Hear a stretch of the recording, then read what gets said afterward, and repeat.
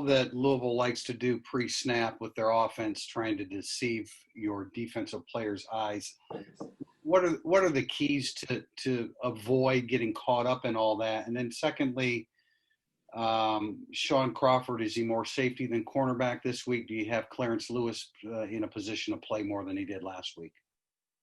Yeah, good questions. I think if you would look at what we felt like were some concerns from last week, we were trying to get the perfect call in there, and at times maybe didn't have our players with their cleats in the ground. We're going to be simpler, and we're going to attack the line of scrimmage. We're going to be a physical football team. So there's a lot of eye candy there. There's a lot of misdirection, but we have got to keep things simple up front. So you're going to see us really get back to the basics and the fundamentals from a defensive perspective.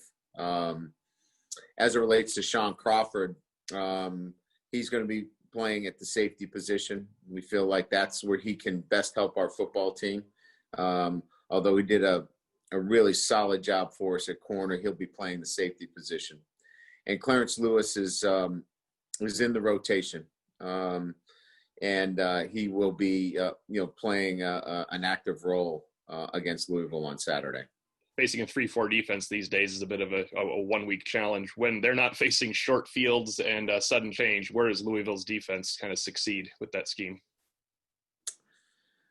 Well, they're extremely athletic, and so they're not going to just line up. They're moving quite a bit.